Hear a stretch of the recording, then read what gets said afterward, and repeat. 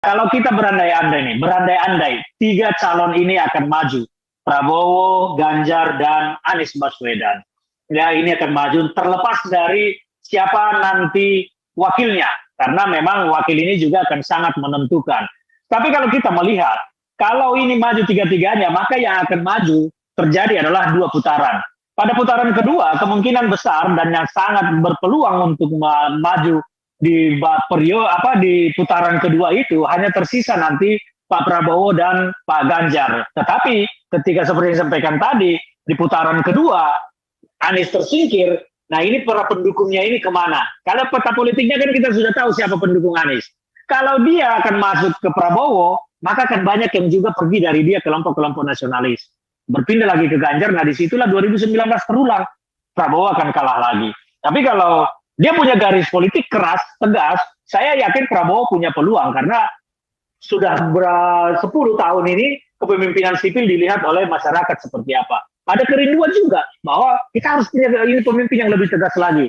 Kalau sudah bicara ketegasan, tentu publik kita masih melihat, oh ini sosok militer.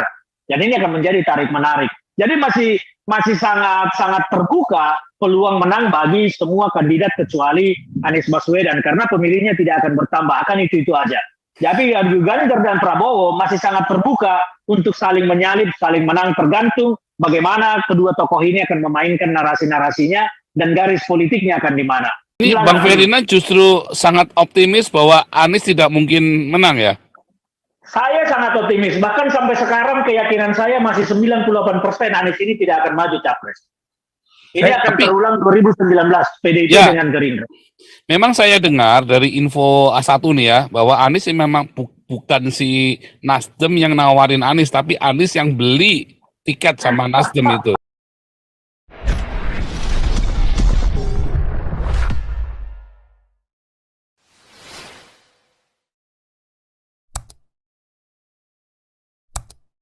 Amerika lagi, silakan Robert, Amerika. Terima kasih Pak Paul. Ya, ini jangan mancing-mancing ya. Mentang-mentang di Amerika, ntar Bang Ferdinya masih di Indonesia soalnya. Baik ya. Mana nih fotonya nih Pak Robert? Wah, ini senior kita angkatan 65 nih ya. Foto saya kan sudah dikenal. Oh, jangan dong, biar kelihatan dong, biar keren. Ini kan acaranya kita bersama politikus kawakan Ferdinand Huta Hayan dong, biar kita ya langsung. Ini kebetulan Pak Robert ini politikus juga angkatan 65 nih. Ya, Pak Ferdinand lalu hijrah ke Amerika. Baik, Pak Ferdinand, sebagaimana percakapan kita 2 tahun lalu, saya masih ingat ya. Jangan bilang orang Indonesia semua pelupa. Saya kebetulan ya pemain bridge. Tidak semua. Pak Robert kan sudah jadi orang Amerika. Iya Pak. Jadi ya kita ingat sekali. Waktu saya tanyakan Pak Ferdinand di mana kekuatan dari khilafah yang menurut analisa saya memang sudah sangat masif di Indonesia, Pak Ferdinand menyatakan bahwa ya kemungkinan 10 tahun lagi. Saya bilang enggak Pak. Waktu itu saya meneliti bahwa mereka sudah masuk di semua lini dan terjadi hingga saat ini. Jadi kita kembali kepada topik bahwa siapapun calon ketiga ini, Pak, ya maaf saja, itu tidak ada yang kita bisa pegang sebagai pelaku atau negarawan yang mementingkan kepentingan rakyat. Nah, cuman mungkin kita bisa menilai salah satu daripada mereka dari track record. Nah, sebagaimana kita ketahui bahwa ya Prabowo ini track recordnya juga sangat gelap di kalangan bangsa Indonesia dan khususnya ya pada peristiwa Mei 1998.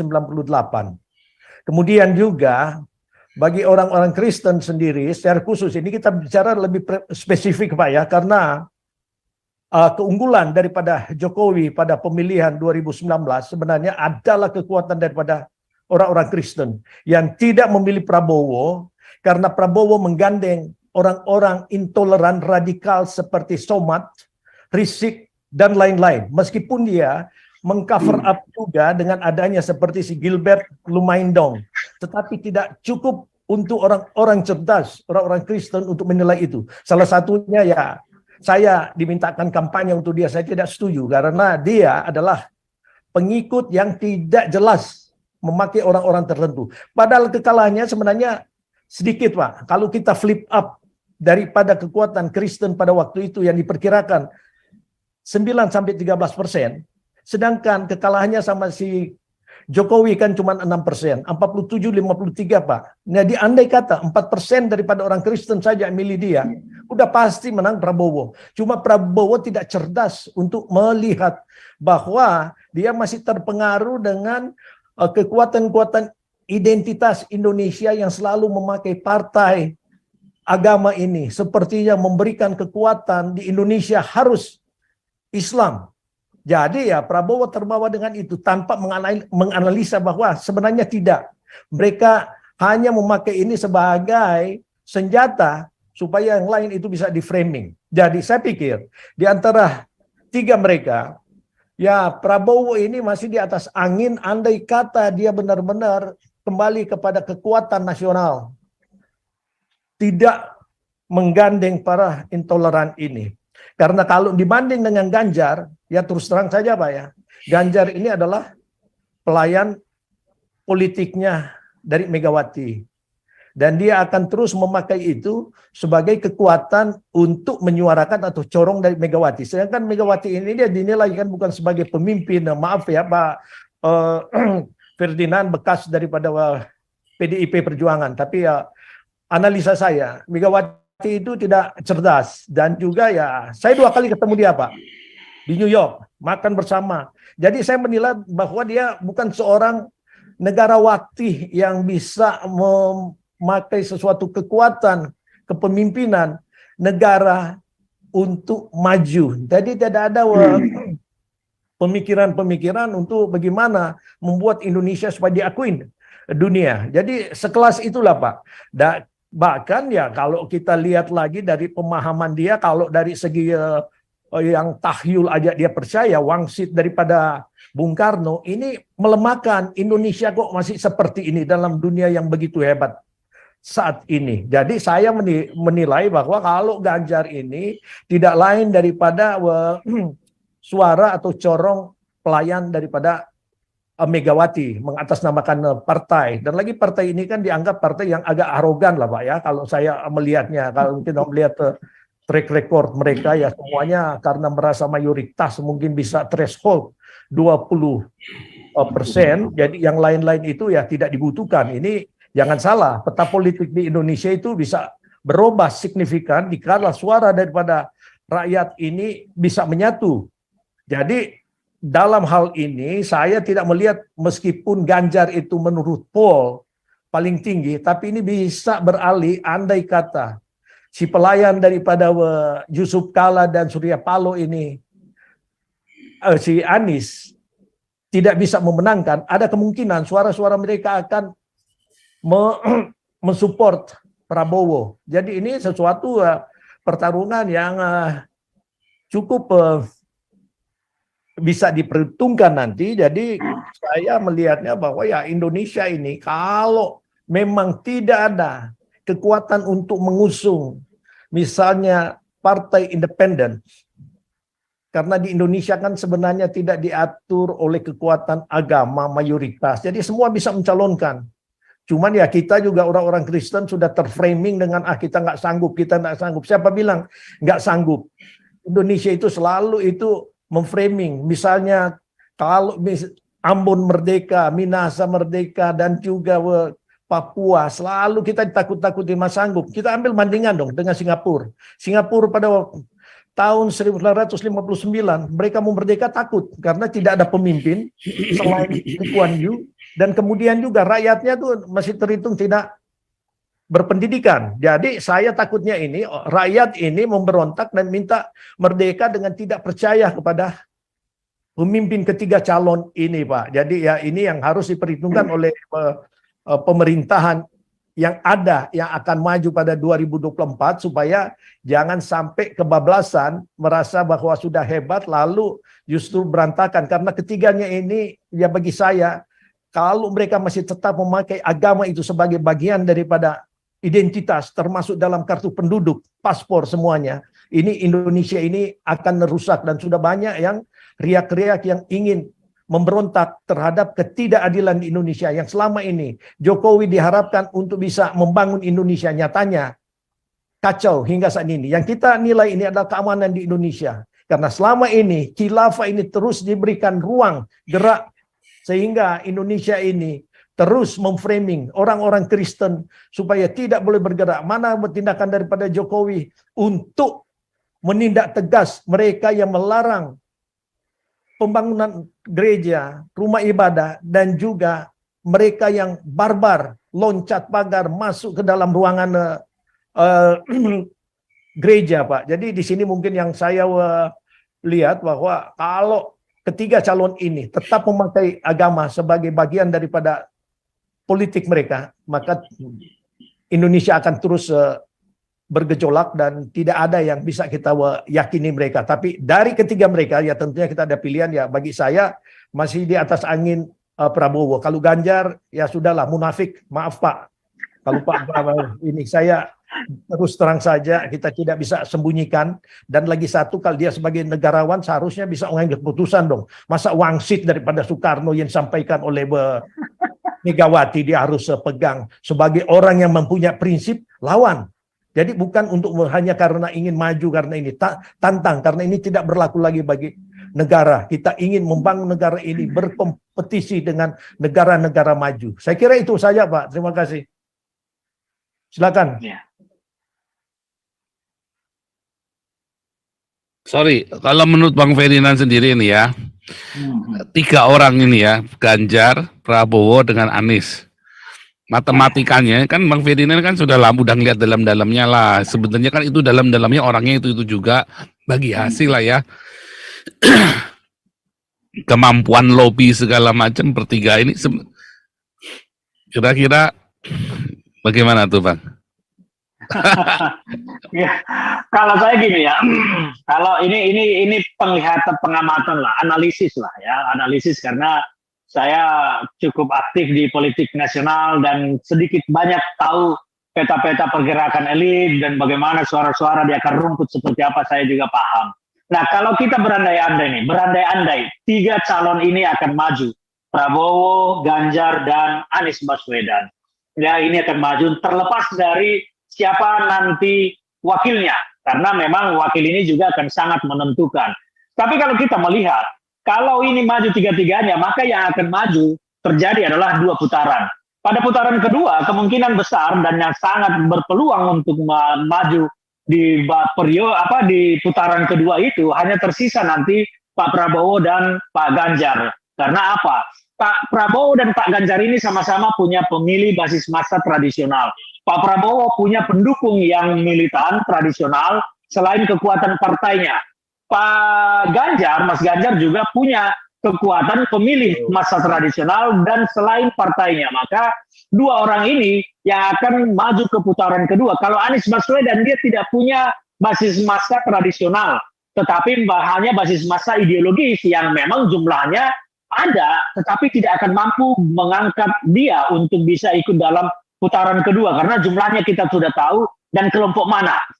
Itu yang terjadi. Nah, pada putaran kedua ini akan menjadi sangat rumit. Kemana kelompok ini akan memberikan suaranya?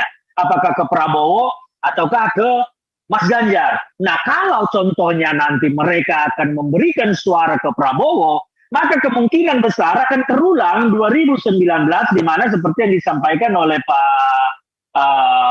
siapa tadi lupa saya, mohon maaf yang barusan bicara bahwa kelompok minoritas akan kemudian pergi meninggalkan Prabowo dan memilih Ganjar. Disitulah nanti Prabowo akan kembali kalah karena dia akan mendapat suara dari kelompok yang boleh kita sebut seperti tadi kelompok yang radikal, maka kelompok minoritas seperti Nasrani, Hindu, Buddha kemudian akan pergi lagi meninggalkan dia dan memilih Ganjar. Disitulah terulang 2019 peta politiknya. Suara tidak tipis tapi dia akan kalah karena ada yang datang membuat yang lain pergi. Itu yang terjadi. Maka Prabowo itu akan sangat punya peluang menang kalau dia mau menyatakan garis sikap politiknya secara jelas. Karena saya yakin banyak kalangan minoritas yang kagum, hormat sama beliau. Tetapi mereka ini adalah pemilih rasional yang akan pergi ketika musuhnya datang bergabung. Dia tidak akan mau bersama-sama dengan, contohnya ini domba tidak akan mau bersama-sama dengan tukang potong domba. Ya kan dia akan pergi, akhirnya dia untuk domba ini akan pergi meninggalkan tukang potongnya, pergi ke tempat lain yang buat dia nyaman di situ merumput. Kan gambarannya kira-kira seperti itu. Maka Prabowo kalau punya sikap tegas, dia menggariskan garisnya, saya akan menolak bla bla bla seperti ini, kemungkinan dia akan punya peluang untuk meraih suara nasionalis lebih besar dibanding dengan Mas Ganjar. Tetapi ya Mas Ganjar juga tentu dengan partai-partai lain akan tetap menggerakkan basis massa tradisional dan kalangan di bawah tadi yang saya sampaikan bahwa tingkat pendidikannya juga masih di bawah. Ini statistik ya yang bicara, bukan kita mengarang, tetapi statistik menyatakan begitu. Pemilih kita masih 60%, tingkat pendidikannya di bawah, dan secara kesukuan juga masih kuat. Nah, kalau Ganjar sama Prabowo ini kan sama-sama orang Jawa ya, tinggal tarik menarik saja suaranya di mana. Tetapi ketika seperti yang disampaikan tadi, di putaran kedua Anies tersingkir. Nah ini para pendukungnya ini kemana? Kalau peta politiknya kan kita sudah tahu siapa pendukung Anies. Kalau dia akan masuk ke Prabowo, maka akan banyak yang juga pergi dari dia kelompok-kelompok nasionalis. Berpindah lagi ke Ganjar, nah disitulah 2019 terulang. Prabowo akan kalah lagi. Tapi kalau dia punya garis politik keras, tegas, saya yakin Prabowo punya peluang karena sudah 10 tahun ini kepemimpinan sipil dilihat oleh masyarakat seperti apa. Ada kerinduan juga bahwa kita harus punya ini pemimpin yang lebih tegas lagi. Kalau sudah bicara ketegasan, tentu publik kita masih melihat, oh ini sosok militer. Dan ini akan menjadi tarik-menarik. Jadi masih sangat terbuka peluang menang bagi semua kandidat kecuali Anies Baswedan. Karena pemilihnya tidak akan bertambah, akan itu aja. Jadi Ganjar dan Prabowo masih sangat terbuka untuk saling menyalip, saling menang, tergantung bagaimana kedua tokoh ini akan memainkan narasi-narasinya dan garis politiknya akan di mana.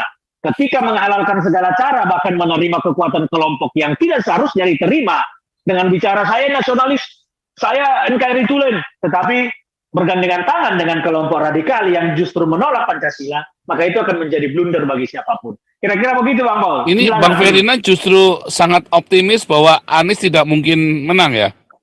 Saya sangat optimis, bahkan sampai sekarang keyakinan saya masih 98% Anies ini tidak akan maju capres. Ini akan terulang 2019 PDIP ya, dengan Gerindra. Memang saya dengar dari info A1 nih ya, bahwa Anies memang bukan si Nasdem yang nawarin Anies, tapi Anies yang beli tiket sama Nasdem itu. Memang saya dengar begitu. Cuman kejadiannya kemarin Pilkada DKI kan Anies tiba-tiba nyalip di tikungan, udah kalah kan Anies kan? Ya itu karena memang penggunaan politik yang barbar yang digunakan. Kalau Anies nah, itu di putaran kedua, di putaran pertama Anies kalah. Tiba-tiba putaran kedua dia nyalip semua. Dia nyalip karena apa? Di situ kan permainan politik identitas semakin keras ya, dan kemudian bahwa pendukung-pendukung yang terlempar dari kelompoknya AHY pada saat itu banyak berpindah ke sana. Karena apa? Isu-isu dan narasi-narasi yang dimainkan terkait politik identitas itu. Ya, saya tambahkan dikit Pak Ferdinand. Ya. Sedikit saya tambahkan. Jadi begini ya Pak Ferdinand ya, menurut analisa saya, ini sebenarnya permainan daripada Yusuf Kala.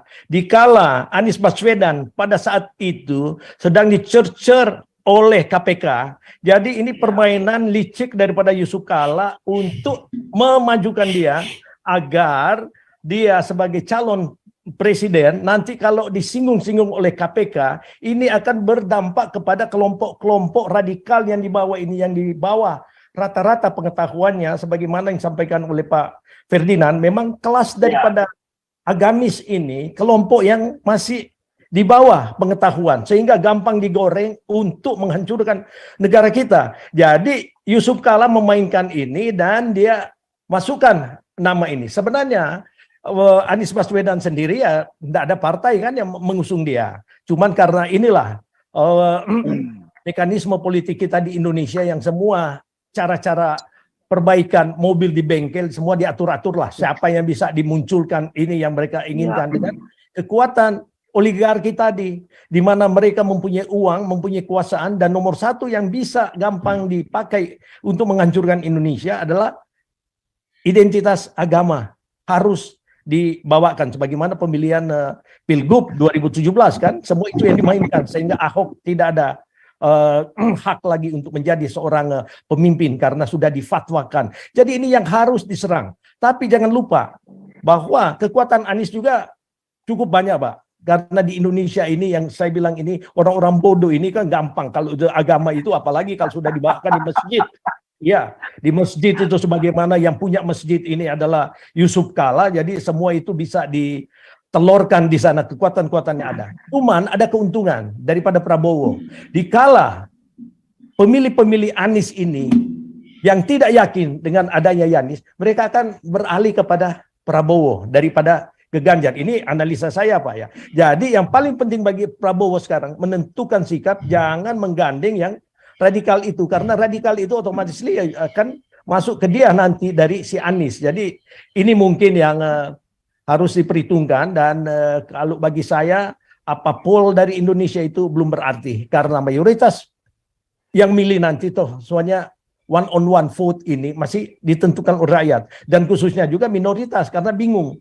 Tidak ada tim independen. Kalau ada independen pasti saya yakinlah orang-orang Kristen yang merasa tertekan hingga saat ini, gereja ditutup, ibadah dilarang, dan yang melarang ini mereka pentolan-pentolan eksekutif daerah, wali kota, gubernur, dan lain-lain. Jadi ya memang kita tidak ada pilihan lain, Pak. Dan jangan kita menerima framing begitu aja, cuma sekian persen. Menurut Waloni 2%, namanya juga sudah baloni.